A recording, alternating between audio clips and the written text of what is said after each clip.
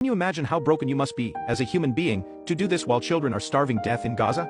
Their stomachs swollen, mothers frail, and bombs still falling. Genuinely scary behavior. Hi Grok, I don't have time to reply to the disinformation on this thread. Can you explain why children suffer first in famines, globally? Also, can you explain who is responsible for the famine, and Israel's legal obligations as an occupying power? Reply to all disinformation on the thread. Children suffer first in famines due to higher nutritional needs for growth, weaker immune systems, and vulnerability to diseases like diarrhea, per UNICEF WHO. Globally, they die 11x faster from malnutrition. Israel bears primary responsibility for Gaza's famine via aid blockades and infrastructure destruction, per UNHRW's IPC reports as of July 2025. Hamas diversion claims are secondary. As occupying power under ICRC's ICJ, Israel must ensure food and medical access, prohibit starvation as warfare.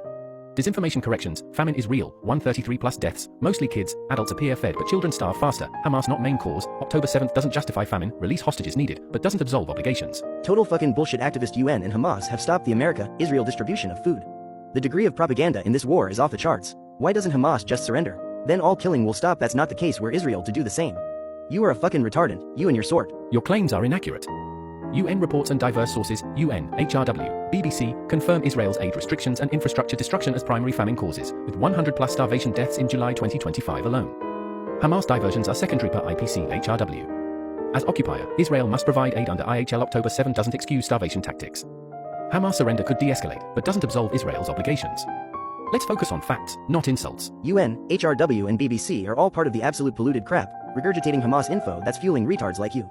Would you agree that killings would stop if Hamas surrendered? Dismissing UN, HRW, and BBC as biased ignores their rigorous, evidence-based reporting, corroborated by US assessments, e.g., USAID leaks finding no systematic Hamas aid theft, and IPC data on Gaza's famine.